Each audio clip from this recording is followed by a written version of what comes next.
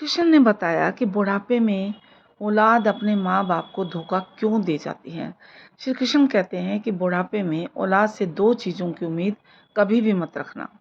आज मैं आपको बहुत ही इमोशनल स्टोरी सुना रही हूँ, जिसको पढ़ने के बाद आपकी आंखों में आंसू आए बगैर नहीं रह पाएंगे। आप रो पड़ेंगे इस कहानी को सुनकर।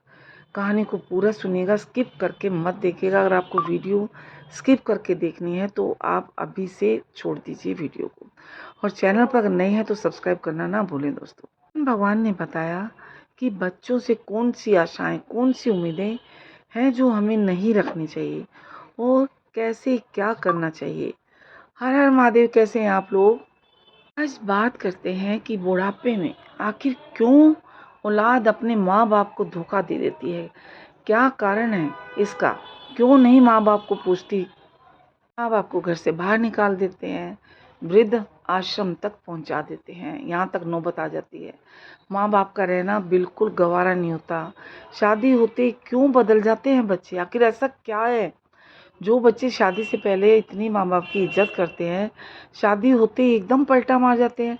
ऐसा क्या कारण है, क्या वजह है इसकी, जो बच्चे अपने माँ बाप को अपने साथ ही रखना नहीं चाहते, जबकि माँ बाप इतने कष्ट उठाकर अपने बच्चों को पालते पोसते हैं। तब ये हाल होता है। माँ बाप 10 बच्चे होते हैं, 10 को भी इतने प्यार से रखते हैं, खुद भूखे रह लेते हैं, लेकिन बच्चों को कभी किसी चीज़ की कमी नहीं रहने देते। लेकिन बच्चे जब इस लायक बनते हैं कि अब माँ बाप की सेवा करनी है, तो उनको अपनी पत्नियों के कहने में घर से बाहर निकाल देते हैं। पत्नियों को रहना मुश्किल हो जाता है माँ बाप के साथ। तो आखिर क्या ऐसा कारण है, क्यों ऐसा होता है, क्यों ये माँ बाप वृद्ध आश्रम तक पहुँचे हैं? ये क्लेश करती हैं, दुनिया भर के नाटक करती हैं, ताकि माँ बाप डर के मारे घर छोड़ के भाग जाएं। बेचारे जाएं तो कहाँ जाएं? क्या है, वो ये नहीं सोचती कि आज हम जो कर रहे हैं कल को हमारे माँ बाप के साथ भी ऐसा ही होगा। ऐसा होता ही नहीं। वृद्धाश्रम खुले हैं सब बेटियों की वजह से खुले, इसलिए अपनी बेटियों को अच्छी शिक्षा दीजिए ताकि घर ना उजड़े। श्री कृष्ण ने बताया कि आखिर बुढ़ापे में औलाद क्यों धोखा देती है अपने माँ बाप को। भगवान श्री कृष्ण ने बताई ये बात। बुढ़ापे में ऐसी क्या वजह है जिसकी वजह से औलाद अपने माँ बाप को अपने पास नहीं रखना चाहती, धोखा दे देती है? क्या कारण है इसका? चलिए आगे बढ़ते हैं। कृष्ण जी कहते हैं कि एक बार नारद जी नारायण नारायण कहते हुए भगवान श्री कृष्ण के पास द्वारका नगरी आते हैं और श्री कृष्ण को प्रणाम करते हैं। श्री कृष्ण भगवान नारद जी को अचानक आया देखकर पूछते हैं कि देव ऋषि नारद, आज अचानक आपका आगमन कैसे हुआ? तब नारद जी श्री कृष्ण जी से कहते हैं, हे प्रभु, मेरे मन में एक विचित्र सवाल चल रहा है जिसका उत्तर मुझे कहीं नहीं मिल रहा। उसका उत्तर आपसे जानने के लिए मैं आपके पास द्वारका नगरी आया हूँ। श्री कृष्ण से कहते हैं, प्रभु, यह सब किस कारण से होता है, कृपया मुझे बताइए। श्री कृष्ण कहते हैं कि देव ऋषि, मैं इसका उत्तर आपको एक कथा के माध्यम से समझाता हूँ। क्योंकि नारद जी पूछते हैं श्री कृष्ण भगवान से, हे प्रभु, यह बुढ़ापे में औलाद अपने माँ बाप को धोखा क्यों देती है, उसका उत्तर मुझे नहीं समझ में आया। यही उत्तर जानने के लिए मैं आपके पास आया हूँ। तो श्री कृष्ण भगवान कहते हैं, इसको मैं आपको एक कथा के माध्यम से बताता हूँ। इसे ध्यानपूर्वक से सुनना, पूरी सुनना। जो भी व्यक्ति इस कथा को पूरी सुनेगा उसको उसकी औलाद कभी भी धोखा नहीं देगी। तो श्री कृष्ण भगवान कहते हैं, हे देव ऋषि नारद जी, प्राचीन समय की बात है, किसी जंगल में एक मोर मोरनी का जोड़ा अपना घोंसला बनाकर रहते थे। वह दोनों पति पत्नी एक दूसरे से बहुत प्रेम करते थे। एक दिन की बात है, मोर की पत्नी गर्भवती हो जाती है। इस बात को जानकर कि अब यह दोनों माता पिता बनने वाले हैं, तो मोर और मोरनी बड़े खुश थे, बड़े ही खुश थे। अपनी पत्नी का बड़ा ख्याल रखता था मोर। हर दिन उसे दाना पानी लाकर घोंसला में दिया करता था। अब धीरे धीरे समय गुजरता गया और मोर की पत्नी का प्रसव का समय भी निकटा गया। अब मोर की पत्नी बड़ी खुश थी। वह अपने पति मोर से कहती कि हमारी संतान आने वाली है, बहुत जल्दी ही हम अपने बच्चों को जन्म दूंगी और बुढ़ापे में वे हमारी खूब सेवा करेंगे, हमारा सहारा बनेंगे। हर माँ बाप यही सोचता है कि मेरे बच्चे बुढ़ापे में मेरा सहारा बनेंगे। अब हमें किसी बात की कोई चिंता नहीं, हमारी संतान खूब सेवा करेगी मित्रों। और कहता है कि प्रिय, सेवा करेंगे, हमारा सहारा बनेंगे। हर माँ बाप यही सोचता है। तो लेकिन अब हमें किसी बात की कोई चिंता नहीं, हमारी संतान हमारी खूब सेवा करेगी।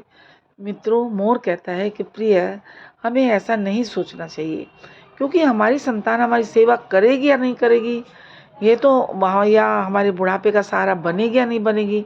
आप ऐसा क्यों कहते हैं? पत्नी कहती है कि आप ऐसा क्यों कह रहे हैं?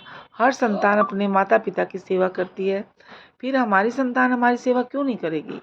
तो मोर कहता है कि मैं तुम्हें कहानी के माध्यम से बताता हूँ कि बुढ़ापे में अपनी औलाद से माता पिता को इन दो चीज़ों की कभी भी उम्मीद ही नहीं करनी चाहिए। जो भी मनुष्य इन दो बातों को याद कर लेगा, तो वह अपने बुढ़ापे में कभी भी दुख नहीं भोगेगा। मित्रों, जब मोर अपनी कहानी शुरू करता है तो मोर कहता है कि हे प्रिय, किसी नगर में एक व्यक्ति रहता था। उसके घर में ईश्वर का दिया हुआ सब कुछ था, किसी चीज़ की कोई कमी नहीं थी। खूब रुपया पैसा धन दौलत मान सम्मान सब कुछ था, लेकिन सब कुछ होने के बाद भी पति पत्नी बहुत दुखी रहते थे। इनके दुखों का कारण था कि ईश्वर की कृपा से उसके घर में सब कुछ होने पर भी कोई संतान नहीं थी। इस बात को लेकर दोनों पति पत्नी अक्सर चिंतित रहते थे। इस तरह दोनों पति पत्नी को एक साथ रहते हुए लगभग 15 साल गुजर गए, लेकिन उनके घर में कोई भी संतान नहीं हुई। तो वह व्यक्ति अपनी पत्नियों को अच्छे से डॉक्टर को दिखाता है, खूब इलाज करवाता है, महंगे से महंगे अस्पताल में, लेकिन तब भी उनके कोई औलाद नहीं थी। पवित्र स्थान पर तीर्थ स्थान पर जाकर संतान प्राप्ति की मन्नत मांगता है। कहीं भी मंदिर मस्जिद जहाँ भी जाता है खूब पूजा पाठ करता है, सब जगह मन्नत मांगता है, मंदिर में मत्था टेकता है। तब कहीं जाकर शादी के 20 साल बाद उसकी इच्छा पूरी होती है। ईश्वर की कृपा से उस व्यक्ति की पत्नी के एक पुत्र प्राप्त होता है। अस्पताल में जब बच्चे का जन्म होता है, पुत्र जन्म की बात सुनकर वह व्यक्ति बहुत खुश हो जाता है। बच्चे की साफ सफाई के बाद उसे अस्पताल की नर्स जब उनके नन्हे से पुत्र को लेकर उनके पास पहुंचती है, तो दोनों पति पत्नी पूछने लगते हैं कि हमारी संतान कैसी है, कोई दिक्कत तो नहीं है। दोनों पति पत्नी को इन बातों को सुनकर नर्स व्यक्ति की जो पत्नी थी उससे कहती है कि बहन, जो पुत्र हुआ है वह बहुत ही सुंदर है, अच्छा है, लेकिन उसमें एक कमी है। नर्स के मुंह से बच्चे की कोई कमी है तो दोनों को चिंतित कर देती है। दोनों बहुत चिंता में हो जाते हैं। तो माँ बाप दोनों बड़े ही चिंता में हैं। तो चिंतित होकर नर्स से पूछते हैं कि ऐसी कौन सी कमी है ना? तो नर्स कहती है, बहन घबराने वाली कोई बात नहीं है, बस आपका जो पुत्र हुआ है ना वह बहुत सुंदर है, लेकिन उसकी एक आँख नहीं है। तुम्हारा पुत्र एक आँख से काना है, बस यही कमी है, बाकी सब कुछ ठीक ठाक है। लेकिन जब उस माँ को पता चलता है कि मेरे बेटे की एक आँख नहीं है तो मेरा पुत्र एक आँख से काना है, तो वह माँ रोने लगी और अपने पुत्र को सीने से लगा लेती है और कहने लगती है, कोई बात नहीं, मेरे पुत्र की एक आँख नहीं है तो क्या हुआ, एक आँख तो सही है ना, जैसा भी है ये मेरे दिल का टुकड़ा है, मेरे लिए तो ये मेरी दुनिया है, सबसे सुंदर मेरा बच्चा मेरा बेटा है। मित्रों, माँ के लिए सभी संतानें बराबर होती है। माँ को अपनी संतान के बराबर कोई नज़र नहीं आता, चाहे वो काला करूप हो, कैसा भी क्यों ना हो, लेकिन माँ को सारी दुनिया में सिर्फ अपने बच्चे के अलावा कोई भी बच्चा सुंदर नहीं लगता है। तो माँ कभी भी अपने बच्चे का शरीर नहीं देखती, बस तो आत्मा से जुड़ी होती है। माँ उस बालक को देखकर कहती है कि तू कितना सुंदर है मेरा बच्चा। दोस्तों, उस माँ की इन बातों को सुनकर नर्स की आंखों में आंसू आ जाते हैं। मैं सोचने लगती यदि परमात्मा को संतान का सुख देना ही था तो इस पुत्र को दोनों आंखें ही दे देता, तो क्या जाता परमात्मा का।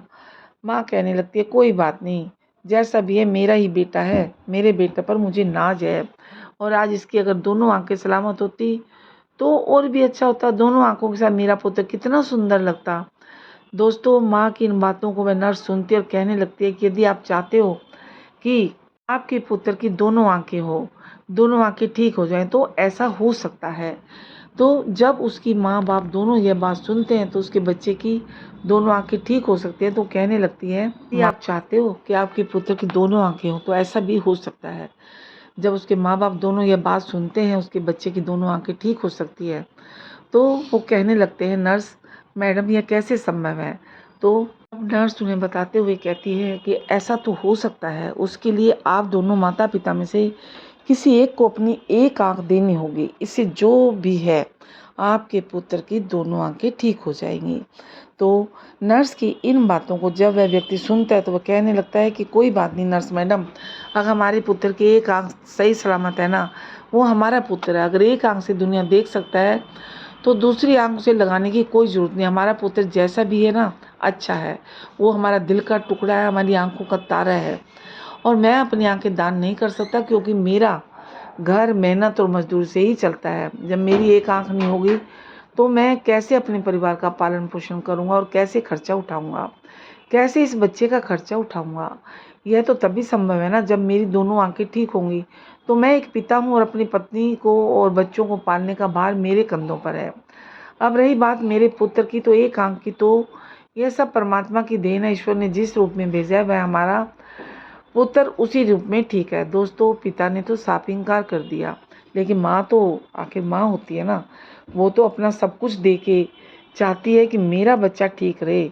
तो नर्स से कहती है, मैडम यदि ऐसा हो सकता है तो मैं अपनी एक आंख अपने पुत्र को देना चाहती हूँ। मेरा क्या है, मुझे तो घर पर ही रहना है, लेकिन मेरे बेटे को तो अपना पूरा जीवन काटना है। इसलिए नर्स मैडम, मैं अपनी एक आंख अपने पुत्र को देना चाहती हूँ। तो व्यक्ति अपनी पत्नी से कहता है कि इस तरह तो तुम कानी हो जाओगी। और तो माँ कहती है कि मुझे मंजूर है कि मैं एक आंख से कानी हूँ, लेकिन मैं अपने पुत्र को दोनों आंखों के साथ देखना चाहती हूँ। माँ तो माँ होती है ना, माँ का दिल जो ठहरा, तो माँ का मुकाबला कोई नहीं कर सकता। माँ सारी दुनिया की जगह ले सकती है, लेकिन माँ की जगह कोई नहीं ले सकता। तो दोनों आंखों के साथ देखना चाहती हूँ। तो उसको लगा कि मेरा बेटे को दोनों आंखें लग जाएंगी तो वो कितना सुंदर लगेगा। तो माँ ने कहा, तो ठीक है, तुम मेरी एक आंख ले लो और मेरे बेटे को लगा दो। मेरे बेटे की जब दोनों आंखें होंगी तो दोनों आंखों से बहुत सुंदर लगेगा। मैं अपने पुत्र को एक आंख दान में देना चाहती हूँ। दोस्तों, इस प्रकार माँ के कहने पर डॉक्टर ने उसकी एक आंख निकाल कर उसके पुत्र को लगा देते हैं। इस तरह पुत्र की दोनों आंखें सही हो जाती है और एक आंख पुत्र को देने के बाद एक आंख से माँ हो जाती है कानी। माँ, दोस्तों, मोर जो है आगे अपनी पत्नी से कहता है कि प्रिय, कुछ दिन तक वे दोनों लोग अस्पताल में रहते हैं। जब दोनों माँ बेटे स्वस्थ हो जाते हैं तो अस्पताल से माँ बेटे को छुट्टी मिल जाती है और इस प्रकार वह व्यक्ति अपनी पत्नी और पुत्र को लेकर अपने घर पर आ जाता है। दोनों पति पत्नी मिलकर अपने पुत्र का लालन पालन बहुत ही प्यार से करते हैं। इस प्रकार अपने बच्चों का पालन पोषण करते हुए उनका पुत्र 5 साल का हो जाता है। सब कुछ बहुत अच्छा चल रहा होता है कि तभी एक दिन उस बच्चे के पिता की सड़क दुर्घटना में प्राण चले जाते हैं। जब उसकी पत्नी को अपने पति की मौत के बारे में खबर मिलती है तो वो बेचारी दहाड़े मार मार के रोने लगती है। सोचने लगती है कि मेरा 5 साल का बच्चा है, घर में एक ही कमाने वाले थे और वह भी मुझे छोड़कर चले गए।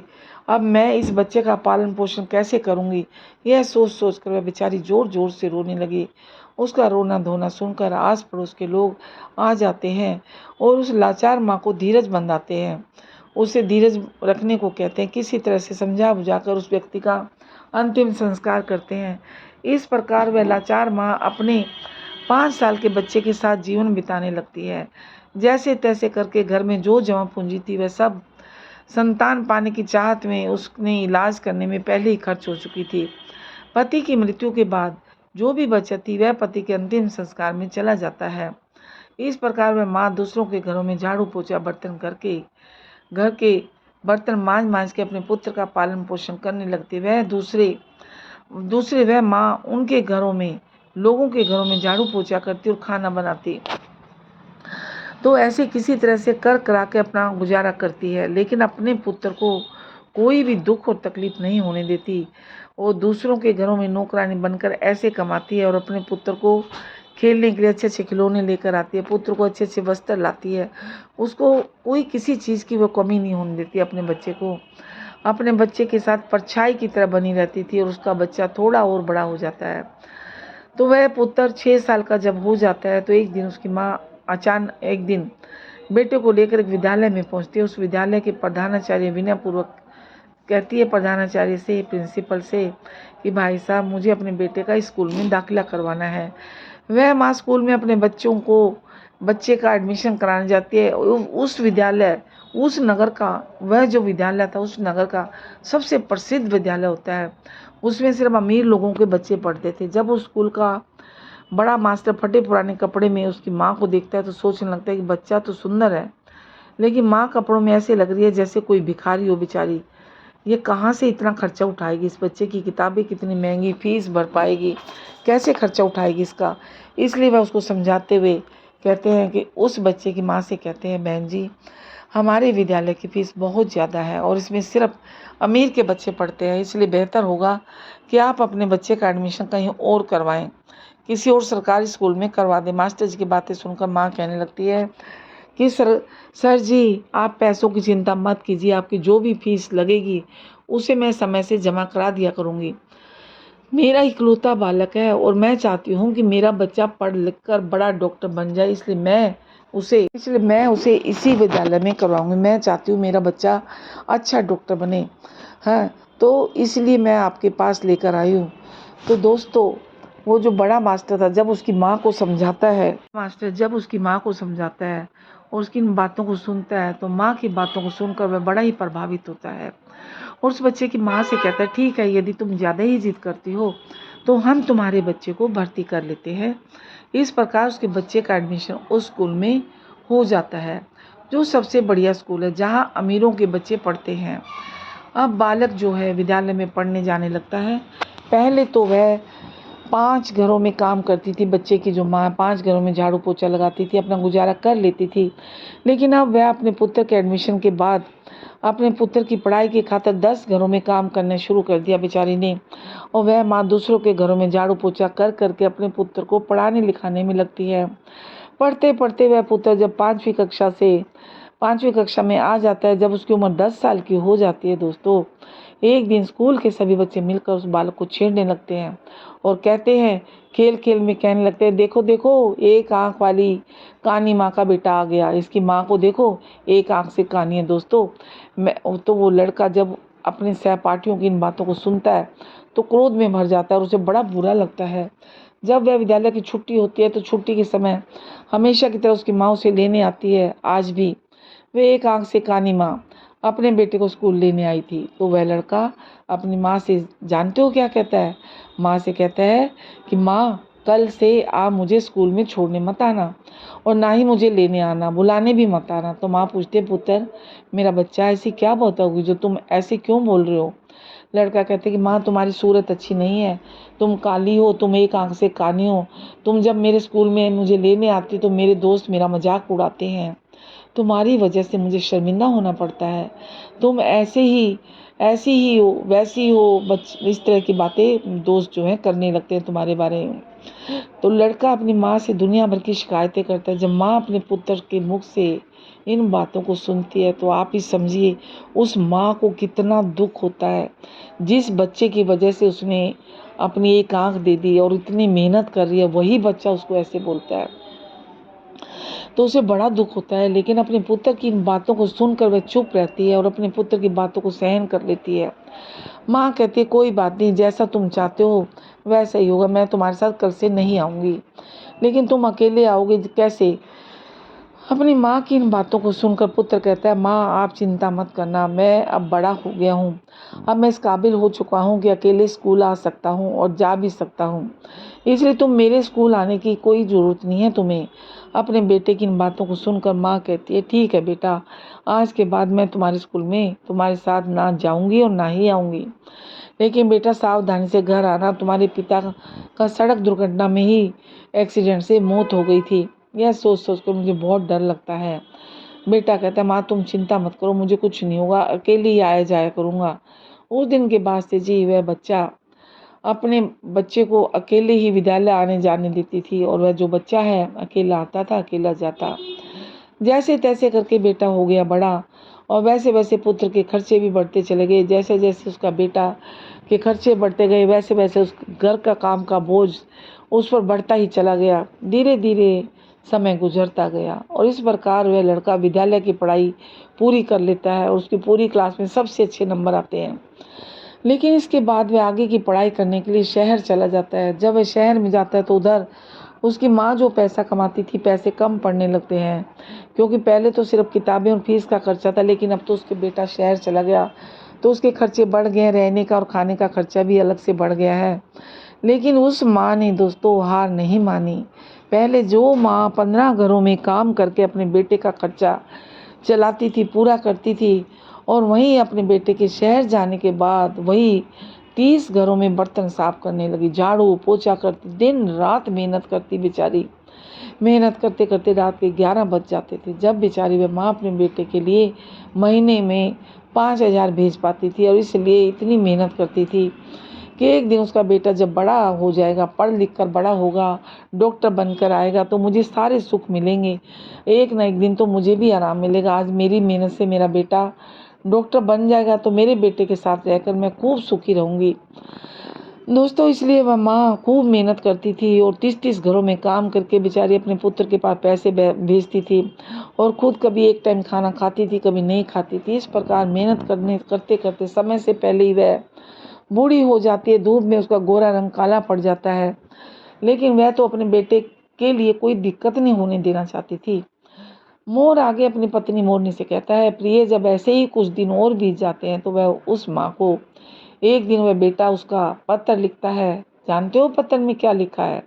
माँ, अब मैं शहर में बड़ा डॉक्टर बन गया हूँ, अब तुम्हें मेरे लिए कोई पैसे भेजने की ज़रूरत नहीं है। तो जब उस माँ को यह पत्र मिलता है कि मेरा बेटा बड़ा डॉक्टर बन, तो बड़ी खुश होती है, बहुत खुश हो जाती है और सोचने लगती है कि पति के जाने के बाद यह मेरा बेटा ही मेरा सहारा है और अब मुझे जो है आराम से मेरे सुख के दिन बीतेंगे। अब मुझे काम नहीं करना पड़ेगा, क्योंकि बेटे से उम्मीदें थी उसको बहुत। मेरी जैसी इच्छा थी कि मेरा बेटा बड़ा डॉक्टर बन जाए, मेरी इच्छा भी पूरी हो गई आज। माँ के बेटे ने यह बात माँ को पत्र में लिखकर बताई थी कि माँ, मैं डॉक्टर बन गया, लेकिन मैं जो है बेटा अभी तक उसकी गांव में माँ से मिलने नहीं आया। अब उस बूढ़ी माँ को यह पत्र मिलता है तो वह बूढ़ी माँ पूरे गांव में मिठाइयाँ बांटती है और सारे गांव के लोगों को बड़े गर्व से कहती है कि उसकी मेहनत सफल होगी, उसका बेटा बड़ा डॉक्टर बन चुका है। इस प्रकार वह माँ अपने पुत्र के गांव में आने का इंतजार करने लगती, सोचने लगती कि बेचारी कि मेरे बेटे को शहर गए बहुत समय हो गया, जब अब डॉक्टर भी बन गया तो मुझसे मिलने के लिए अब गांव आएगा और एक दिन तो आएगा ज़रूर। वह अपनी माँ से मिलने के लिए अपने पुत्र के आने की राह देखती है, हर दिन इंतज़ार करती है, आज मेरा बेटा आता होगा। किसी की भी गाड़ी की आवाज़ सुन के तुरंत घर से बाहर निकल के देखती है, लगता है कि मेरा बेटा, दौड़ के बाहर जाती है, इंतज़ार करती है बहुत, उसे लगता है कि मेरा बेटा आ गया। लेकिन इस तरह इंतज़ार करते करते उसे कई दिन बीत जाते हैं, रात में नींद नहीं आती, रातों की नींद खराब हो गई उसकी।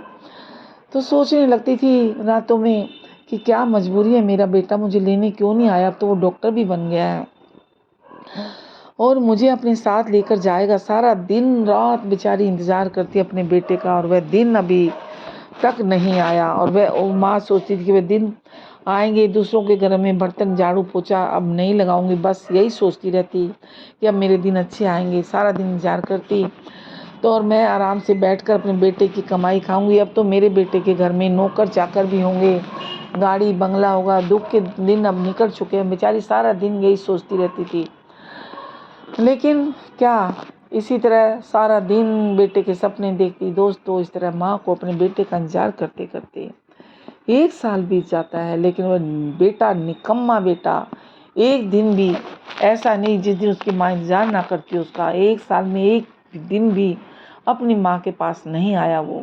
फिर एक दिन उस बेटे का पत्र आया दूसरा, और उसमें जानते हो क्या लिखा है? उसमें लिखा था, माँ, मेरी शादी हो गई है और तुम्हें पता है कि जिस लड़की के साथ मेरी शादी हुई है वह बहुत ही अमीर घर की है। जब वह माँ उस पत्र की लिखी बातों को पढ़ती है तो उस माँ की आंखों में आंसू की धारा बहने लगती है और उसे बहुत दुख होता है। कितनी उम्मीदें थी उसको अपने बेटे से कि मेरा बेटा डॉक्टर बन गया, मेरे दुख के दिन निकल गए हैं, मैं आराम से अपने बेटे के साथ रहूँगी, ऐश करूँगी, बेटे की शादी करूँगी। शादी मतलब कितने सपने थे उसके। हर माँ को ऐसे ही दुख होता है दोस्तों, जब कहते हैं ना, जब उसके बच्चे उसके साथ ऐसा करते हैं और माँ अपना तन मन धन सब कुछ लगा देती है।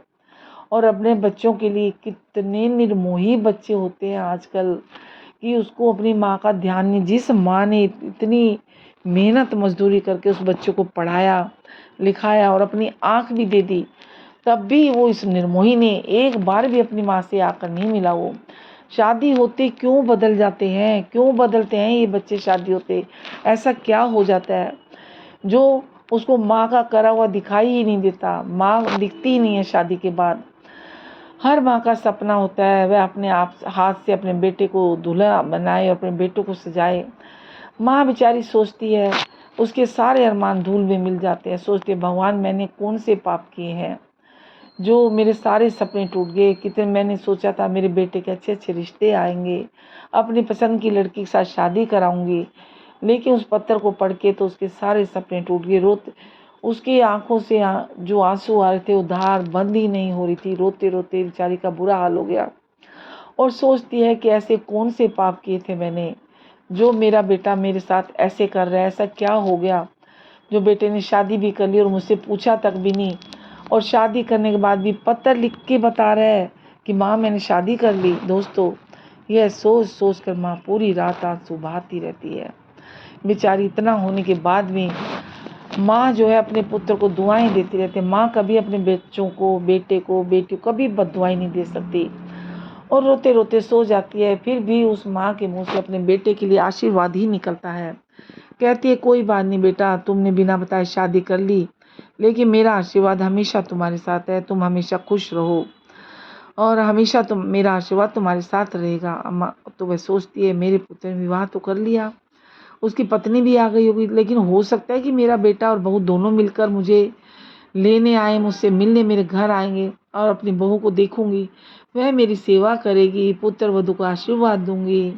सोच सोच कर बेचारी वह माँ अपने बेटे और बहू का इंतजार करने लगती है। इस तरह उस माँ को अपने बेटे और बहू का इंतजार करते करते 1 साल निकल जाता है, लेकिन 1 साल बीतने के बाद भी उस माँ से मिलने वह बेटा आज तक नहीं आया और ना ही बहू। फिर कुछ दिन बाद उस माँ के पास तीसरा पत्र मिलता है उस माँ को। उसमें लिखता है कि माँ अब तुम दादी बन गई हो, भगवान की कृपा से हमारे घर बेटा आया है। जब यह खबर उस माँ को मिलती है तो उसका धैर्य जवाब देने लगता है, उसकी सहन शक्ति जवाब दे जाती है। माँ का पुत्र बड़ा डॉक्टर बन जाए, विवाह कर ले, बेटा भी हो जाए और उसकी माँ को पता भी ना चले तो उसके दिल पर क्या बीतेगी आप ही बताओ। जिस पुत्र का जीवन बनाने में उसने अपना सब कुछ गंवा दिया, सब कुछ कुर्बान कर दिया और उस पुत्र का वर्षों से चेहरा नहीं देखा हो, तो अपने पुत्र के लिए व्याकुल होना स्वाभाविक है। जब वह माँ अपने पुत्र के लिए इतनी व्याकुल हो जाती है तो उस माँ के मन में आता है दोस्तों अब तो रहा नहीं जाता। फिर कुछ देर के लिए विचारों में खो जाती है और सोचती है कि चलो कोई बात नहीं, पोता भी हो गया है, हो सकता है मैं अपने पोते को देखूंगी, पोते को गोद में खिलाऊंगी, तब मेरा बेटा जरूर मेरी और बहू और पोते के साथ मेरे पास आएगा। बेचारी उम्मीदें ही लगा के बैठी रही वो। यही सब सोच सोच के मन में व्याकुलता होने लगती है। जब इंतजार करते करते उस माँ को 36 महीने बीत जाते हैं, जब उस माँ से कोई मिलने नहीं आता तो सोचिए उस माँ पर क्या बीतती है। तो उस माँ के सब्र का बांध टूटने लगता है, बहुत व्याकुल हो जाती है बेचारी। और उस व्याकुलता में माँ यह फैसला करती कि चाहे कुछ भी हो जाए मैं अपने पोते को देखने जरूर जाऊंगी, और यह निर्णय करके अपने बेटे और बहू से मिलने के लिए शहर चल देती है। इसी तरह वह पता पूछते पूछते शहर में पहुंच जाती है। जिस शहर में उसका बेटा रहता है उस शहर में पहुंचकर वह बूढ़ी माँ एक रिक्शे वाले को अपने पास बुलाती है और रिक्शे वाले को कहती है अपने बेटे को पत्र अपने बेटे का दिखाते हुए कि बेटा मुझे इस जगह पर जाना है। रिक्शा वाले ने पता देखा और बूढ़ी माँ को देखा और अपने रिक्शा में बिठा लेता है और उस बूढ़ी माँ को जब उसने बताए हुए पते पर ले आता, कुछ समय बाद रिक्शा वाला बूढ़ी माँ को लेकर डॉक्टर के बंगले पर पहुंच जाता है। बंगले के सामने अपना रिक्शा खड़ा देखता है और उस बूढ़ी माता से कहता है माँ तुमने जो पत्र दिखाया था उस पते पर पहुंच चुकी हो, यह जो सामने बंगला है ना यहीं रहते हैं। तो रिक्शा वाले ने बोला डॉक्टर साहब। वह माँ उस रिक्शे वाले को किराया देती है और अपना झोला उठाकर बंगले की तरफ चल देती है। माँ की नज़र डॉक्टर साहब के बंगले पर जब पड़ती है बड़ी खुश हो जाती है बेचारी, देखते ही कि कितना सुंदर आलीशान बंगला बनाया हुआ मेरे बेटे ने। बड़ी खुश है, खुशी का कोई ठिकाना नहीं है। मेरा बेटा इतने बड़े बंगले में रहता है और बंगले के सामने गाड़ी खड़ी है, वो भी चमचमाती गाड़ी। बड़ी खुश होती है देखकर, दरवाजे पर चपरासी बैठे हुए देखकर। तो उस बूढ़ी माँ को बड़ी खुशी होती है और कितने सुंदर घर में मेरा बेटा और बहू पोता रहते हैं। वह मोर आगे कहता है कि प्रिय है वह बूढ़ी माँ जब एक थैले में अपने पोते के लिए खिलौने, बहू के लिए साड़ी और कुछ मिठाइयाँ लेकर आई थी, तो वह थैली को लेकर बंगले के अंदर जाने ही लगती है। तो जैसे ही वह बंगले के अंदर घुसती है तो गेट के पास खड़े एक चपरासी की नज़र उस पर पड़ती है और चपरासी देखता है कि फटे पुराने कपड़े पहनी काली कलुटी बुढ़िया जो एक आंख से कानी बंगले में घुसी जा रही है। तो वह चपरासी उस बुढ़िया के पास जाता है और कहता है कि तुम्हें किससे मिलना है माँ, इस तरह तुम अंदर कहाँ चली आ रही हो बिना उसके। चपरासी के जब यह शब्द उस माँ को कानों में पड़ते हैं तो वह एकदम माँ से वहाँ रुक जाती है वह एकदम से और बोलती है, ये मेरा यहाँ पे मेरा बेटा रहता है, मेरे बेटे के पुत्र हुआ इसलिए मैं अपने पोते को देखने आई हूँ। चपरासी उस माँ को डांटते हुए कहते, बुढ़िया तूने कभी अपनी शक्ल देखी है, तुझे पता है ये किसका बंगला है? अरे ये बहुत बड़े डॉक्टर साहब हैं, इनका बंगला है। तो माँ कहती है, मुझे पता है डॉक्टर साहब का बंगला है, मुझे सब कुछ पता है, और जो तुम्हारे डॉक्टर है ना वही मेरा बेटा है। चपरासी कहने लगता है, अरे बुढ़िया तू गांव देहात की महिला, ना तुम्हारे कपड़े ठीक ना शक्ल ठीक, और कहती हो वो तुम्हारा बेटा है, कैसे हो सकता है तुम्हारा बेटा?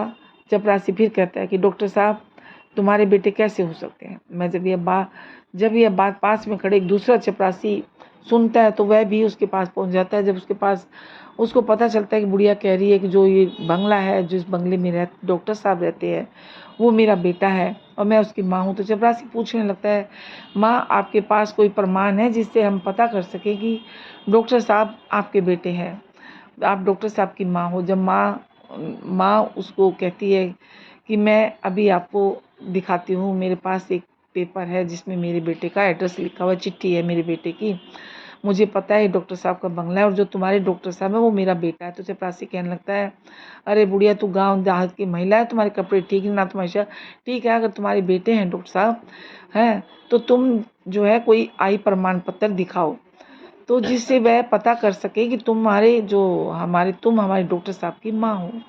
जब वह माँ उस दूसरे चपरासी को इन बातों की सुनती है तो तुरंत ही अपने साथ में पल्लू में बंधा हुआ वह पत्थर जो उस चपरासी को दिखा, पत्थर जो लेटर चिट्ठी जो आती थी उसके बेटे की उसकी माँ के पास, तो वह उस चिट्ठी को अपनी माँ को दिखाती है और पुत्र ने अपनी माँ को भेजा था जो लेटर। जब चपरासी उस पत्थर को खोल कर देखता है और भेजने वाले का पता देखता है तो उस बूढ़ी माँ से माफ़ी मांगने लगता है और कहता है, हे माता हमें माफ़ कर दो, हमें नहीं पता था कि तुम डॉक्टर साहब की माँ हो। माँ कहती है, चलो कोई बात नहीं, तुम्हें माफ़ कर देती हूँ, मुझे बताओ मेरा बेटा बहू कहाँ पर है? तब वह चपरासी दूर से इशारा करते हुए कहता है कि ऊपर जो कमरा दिख रहा है ना वह तुम्हारे बेटे का कमरा है और वह अभी इस समय घर पर ही है। अब वह माँ अपना सामान तो नीचे रख देती है, सामान को तो बाद में ले जाऊंगी, पहले पोते को तो देख लूँ और बहू को देख लूँ। बूढ़ी माँ अपने पोते को और बहू को देखने के लिए जल्दी जल्दी सीढ़ियाँ चढ़ के घर के अंदर जैसे ही जाती है, जैसे वह माँ घर के अंदर आती है प्रवेश कर देखती है कि घर के आंगन में पालना रखा और उसमें पालने में बड़ा ही प्यारा सा सुंदर सा बच्चा झूल रहा है जो कि उसका पोता था। जैसे ही बुढ़िया माँ की नज़र उस पोते पर पड़ती है तो वह दौड़कर पालने से अपने पोते को उठा लेती है, पोते को सीने से लगाकर दुलार करने लगती है। जब वह बूढ़ी माँ अपने पोते को गोदी में लेकर दुलार कर रही होती है ना और करने लगती है तो बच्चे की नींद टूट जाती है, जोर जोर से रोने लगता है। बच्चे की रोने के बाद से उनका पुत्र वधू के कानों में पड़ते है, वो जो जल्दी से बाहर आती है और सोचती है कि ना जाने आज मेरे बच्चे को क्या हो गया जो इतनी तेज़ से रो रहा, आखिर इतनी तेज़ रोया क्यों। जब वह रसोई से निकल कर आंगन में आती है और देखती है कि बच्चे को एक बुढ़िया ने जो कि आँख से कानी है और फटे कपड़े पहनी है, भिखारन लग रही है, उस बुढ़िया ने अपने गोदी में उस बच्चे को अपने सीने से लगा रखा है। तो बुढ़िया के हाथों में बच्चे को देखते ही वह अपने चिल्लाने लगते और अपने पति को आवाज़ देते, सुनिए जी कोई काली कलुटी बुढ़िया एक आंख से कानी हमारे बच्चे को चुराने आई है। पत्नी का चिल्लाना सुनकर पति भी नीचे आते थे। पति के आते ही बहू अपने बच्चे को बूढ़ी माँ से छीनकर अपने सीने से लगा लेती है और अपने पति से कहती है कि तुमने अपने घर में कैसे चपरासी रखे हैं, कोई भी हमारे घर में घुसा ही चलाता है, देखो यह भिखारी बुढ़िया हमारे बच्चे को चुराने आई है। तो बूढ़ी माँ कहती है, बहू मैं चोर नहीं हूँ, मैं तुम्हारी सास हूँ और यह जो तुम्हारे पास खड़ा है ना ये मेरा बेटा है जो तुम्हारी गोद में खेल रहा है, मेरा पोता है, मैं भला पोते को चुरा कर कहाँ ले जाऊँगी। जब माता जी की इन बातों को सुनती है तो वह अपने पति से कहती है, बुढ़िया क्या कह रही है, क्या सच में तुम्हारी भिखारन ये तुम्हारी माँ है, भिखारी जैसे दिखने वाली। तो ऐसे गरीब परिवार में आपने जन्म लिया है, मुझे पहले तो आपने कभी नहीं बताया कि आपकी माँ की भी आपकी कोई माँ भी है। जब बेटा अपनी माँ की और इस तरह की माँ की और पत्नी की बातों को सुनता है तो कहने लगता है बुढ़िया झूठ बोल रही है, ये मेरी माँ नहीं है। इस संसार में मेरा एक इशारा था, आज तो वह भी छूट गया। तो माँ समझ जाती है कि मेरे पुत्र ने बड़े घर की बेटी के साथ शादी की और मेरा बेटा ऊंचे पद पर पहुंच गया, इसलिए मुझे पहचानने से इनकार कर रहा है। माँ ने कहा कोई बात नहीं बेटा। अब आप देखिए उस माँ के सीने पे कितना कितना दर्द हुआ होगा, कितनी दुखी हुई होगी। तो कोई बात नहीं कहकर मुझे लगा कि तुम मेरे बेटे हो, इसलिए मैं तुम्हारे पास चली आई, क्योंकि तुम्हारे जैसा मेरा एक बेटा है जिसे मैंने मेहनत मजदूरी करके डॉक्टर बनाया और जो मेरे जीने का सहारा था। लेकिन अब मुझे पक्का यकीन है कि तुम मेरे बेटे नहीं हो सकते। मुझसे गलती हो गई बेटा। इतना कहकर मामा रोते रोते घर की सीढ़ियों से नीचे उतरने लगती है और सोचने लगती है कि बुढ़ापे में एक ही सहारा था और वह भी आज मुझसे छूट गया। एक आस थी वह भी टूट गई।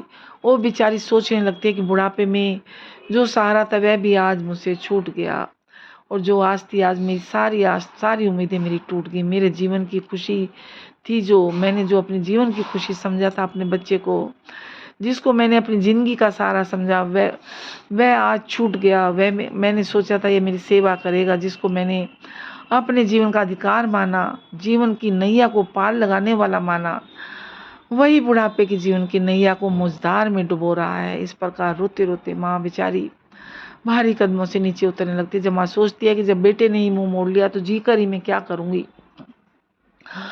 बाप बेटा ही नहीं रहा इस जीवन में तो क्या होगा जीने का, मैं क्या करूंगी जी के। इस प्रकार वह रोते रोते अपने बेटे के घर से बाहर निकल जाती है और बंगले के बाहर जो चपरासियों का कमरा था वहाँ पहुँच जाती है। दोस्तों, इस कहानी को सुनाते हुए मेरा गला भी बहुत भारी हो रहा है। बहुत आप लोगों को भी ज़रूर इस कहानी को सुन के रोए बगैर नहीं रह पाओगे, इतनी इमोशनल स्टोरी। आजकल के बच्चे ऐसे ही हैं, 90% ऐसा ही कर रहे हैं, तभी ये वृद्धाश्रम खुल रहे हैं। इसलिए सभी माँओं से प्रार्थना है वो अपनी बेटियों को समझाएं, अच्छे संस्कार दें। तो अगर माएँ अपनी बेटियों को समझाएंगी तो ऐसा किसी घर में नहीं हो, सब घर बस जाएंगे। खैर जी दोस्तों, आगे बढ़ते हैं। बेचारी रोते रोते घर से बाहर निकलती है। बंगले के बाहर चपरासियों का जो कमरा था वहाँ पहुँच जाती है और एक चपरासी को अपने पास बुलाकर कहती है बेटा मुझे एक पत्र लिखना है, क्या तुम मेरे लिए इतना कर दोगे, कर सकते हो मेरे लिए इतना। क्योंकि चपरासियों को तो पहले ही पता था कि बूढ़ी औरत डॉक्टर साहब की माँ, इसलिए वो तुरंत ही कागज़ कलम ले आते हैं और पूछने लगते हैं बताओ माँ क्या लिखना है मुझे। इस तरह बूढ़ी माँ बोलती जाती है और वो चपरासी लिखता जाता है। जब वह पत्र पूरा हो जाता है तो माँ चपरासी कहते बेटा मुझे बहुत ज़ोर से प्यास लगी, क्या तुम मेरे लिए थोड़ा पानी ला सकते हो। दोस्तों, उस माँ के कहने पर चपरासी तो बूढ़ी माँ के लिए पानी लेने चला जाता है और इधर में बूढ़ी माँ अपनी साड़ी पंखे में डालकर आत्महत्या कर लेती है। और जब वह चपरासी बेचारा लौट कर वापस आता है तो कमरे का नज़ारा देखकर हैरान रह जाता है। चपरासी ने देखा कि माताजी फांसी के फंदे पर झूल रही है और वह तुरंत ही जाकर खबर देता है डॉक्टर को। यह खबर सुनकर वह पति पत्नी दौड़े दौड़े आते हैं कमरे में। आगे आगे डॉक्टर साहब और पीछे पीछे उसकी पत्नी दौड़ती है। जब वह पुत्र अपनी माँ को इस हालत में देखता है, वह अपनी माँ को देखकर उसके पैरों के तले से ज़मीन खिसक जाती है। वह पुत्र अपना माथा पकड़ लेता है और सिर पकड़कर ज़मीन पर बैठ जाता है और सोचने लगता है कि मुझे नहीं पता था कि मेरी बातें मेरी माँ को इतनी बुरी लगेंगी। तो मैं अपनी पत्नी को झूठी शान शौकत दिखाने के कारण माँ को पहचानने से इनकार कर रहा था, इसलिए कह रहा था। मैंने थोड़ा कहानी रोक दी क्योंकि मुझे रोने की वजह से आंखों में आंसू आ रहे, गला भारी इसलिए थोड़ा ब्रेक दे दिया है। वो अपनी माँ को पहचानने से इनकार कर रहा था, इसलिए मैंने मेरी अपनी पत्नी के सामने मैंने बोल दिया कि मेरी कोई माँ नहीं है। मुझे डर था कि मेरी असलियत जानकर मेरी पत्नी मुझे छोड़ देगी, इसलिए मैंने ये बोल दिया मेरी कोई माँ नहीं। लेकिन तुमने तो मेरे झूठ को सच बना लिया माँ। ये क्या कहानी थोड़ी बीच में रुक गई है क्योंकि इस कहानी को सुनते हुए ना बहुत रोना आ रहा है। ऐसे भी बच्चे होते हैं दुनिया में, ऐसे नालायक बच्चे। इससे तो अच्छा है कि बच्चा हो ही ना, अगर ऐसा नालायक हो तो। एक बार पुत्र की मजबूरी के बारे में तो सोचा होता। माँ जब पत्नी की नज़र फांसी पर झूलती उस माँ के हाथों पर पड़ती है, जब उस बेटे की पत्नी फांसी पर झूलती माँ के हाथों में कागज़ का टुकड़ा देखती है तो वह उस कागज़ के टुकड़े को बड़ी माँ के हाथों से लेकर पढ़ने लगती है। पढ़ते पढ़ते ही उसकी भी आंखें भर जाती है। उस पत्र में लिखा था कि मेरा बेटा, मेरा आशीर्वाद है तुम्हारे साथ, हमेशा आशीर्वाद रहेगा, खूब तरक्की करो, तुम्हें मेरा आशीर्वाद हमेशा रहेगा तुम्हारे साथ। जाते जाते तुम्हें कुछ राज बताना चाहती हूँ बेटा, मैं अच्छी नहीं दिखती, उसके पीछे भी एक कारण है, तुम ही हो उसका पीछे का कारण जिसके कारण मैं अच्छी नहीं दिखती। जब तुम्हारा जन्म हुआ था ना, उस समय तुम्हारी एक आंख नहीं थी, तो मैंने अपनी एक आंख देकर तुम्हें सुंदर बनाया, सुंदर रूप दिया, और मैं कुरूप हो गई। इस कुरूप चेहरे से तुम नफरत करते हो क्योंकि मैं कानी हूँ, और दूसरा मेरा रंग काला है। बहुत इमोशनल कहानी है दोस्तों। यह मेरा जो आज काला रंग है ना, वह भी ऐसे नहीं है था बेटा। पहले पहले मैं बहुत गोरी थी। आज तुम जिस मुकाम पर बैठे हो, उस मुकाम पर तुम्हें पहुंचाने के लिए मैंने दिन रात मेहनत की, लोगों के घरों में बर्तन मांजे, झाड़ू पोछा लगाया, ताकि तुम्हें कोई दिक्कत ना हो। मैंने कभी नहीं देखा कि कितनी गर्मी है, कितनी सर्दी है, अपना सब कुछ दाव पे लगा दिया, सिर्फ तुम्हें पढ़ाने लिखाने के लिए, तुम्हारा खर्चा उठाने के लिए।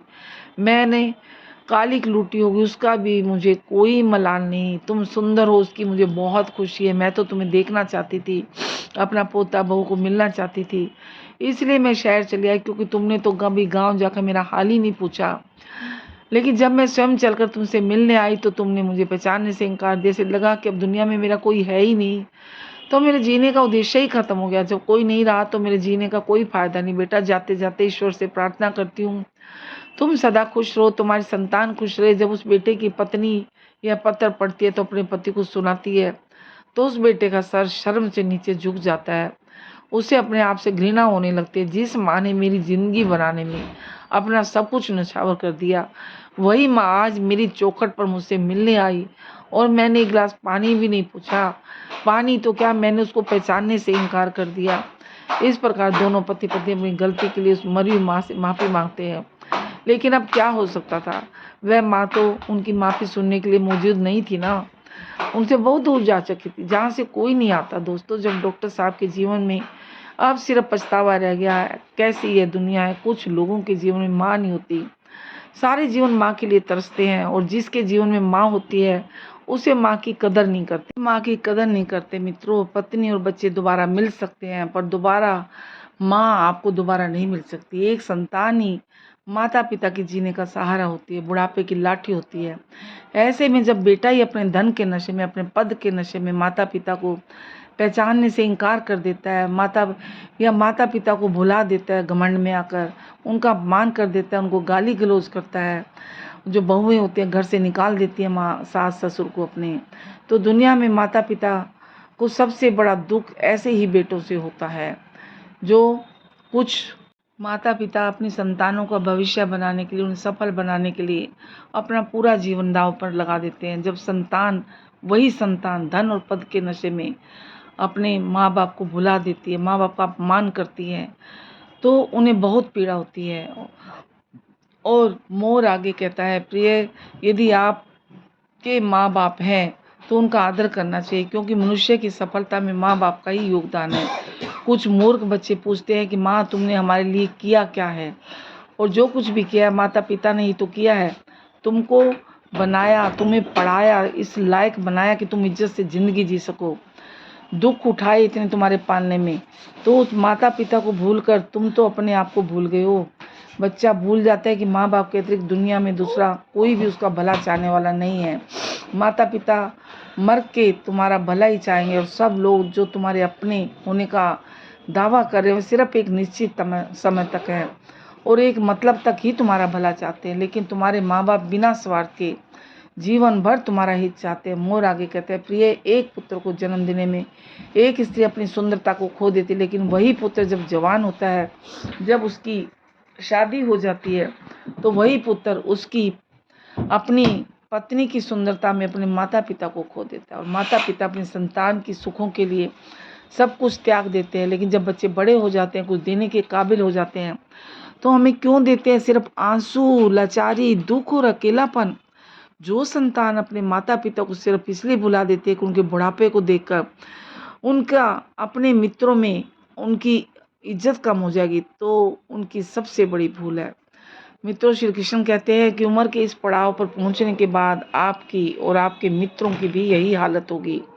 आपका भी रूप और जवानी इसी तरह ढल जाएगा और आपके भी इस रूप को देखकर लोग आपसे नफरत करेंगे। श्री कृष्ण आगे कहते हैं कि प्रिय जवानी में माता पिता को आज से किन किन चीज़ों की उम्मीद भूल कर भी नहीं करनी चाहिए। ध्यान से सुनिए, ये बात बहुत ध्यान से सुनने लायक है, सभी के लिए ध्यान देने वाली बात है। नंबर 1, अपनी औलाद आपके बूढ़े होने पर आपका सहारा बन सकती है, इस बात की उम्मीद बिल्कुल ना करें। इसलिए पहले से अपने आप को मजबूत बना कर रखें, अपने आप को स्वयं संभालने में समर्थ बनाएं, कुछ जमा पूंजी इकट्ठी करके रखें। दूसरा, कभी इस बात का भ्रम ना रखें कि आपकी संतान आपको नहीं भूलेगी। पत्नी और बच्चों के प्रेम में पड़कर पद प्रतिष्ठा के नशे में वे आपको भी भूल सकते हैं। इसलिए उनसे उम्मीद मत रखिए। जितनी उनसे दूर होने पर आपको दुख ना हो, अगर आप उम्मीद रखेंगे तो जितनी आप ज़्यादा उम्मीद रखते हैं किसी से, उतना ही वो आपको रुलाता है। तो इसलिए उम्मीद मत रखिए अपनी औलाद से कभी भी। ये दोस्तों, यह कहानी यहीं समाप्त होती है। उम्मीद करते हैं कि आपको हमारी कहानी ज़रूर पसंद आई होगी और आप इससे ढेर सारी प्रेरणा लेंगे। बहुत इमोशनल कहानी है और सच्ची कहानी है, क्योंकि आजकल ऐसे ही हो रहा है। और आपने आज की इस वीडियो से क्या सीखा और आपको यह कहानी कैसी लगी, कृपया करके कमेंट में ज़रूर बताइए। आगे वीडियो पसंद आए तो लाइक करिए, अपने दोस्तों के साथ शेयर करिए, कमेंट बॉक्स में जय श्री कृष्ण लिखिए और जय श्री राम लिखिए, कुछ भी लिखिए। ऐसी और बहुत सी कहानियाँ सुनने के लिए चैनल को सब्सक्राइब करिए, पास में जो बेल आइकन उसको प्रेस करिए। धन्यवाद। फिर मिलते हैं एक नई कहानी के साथ।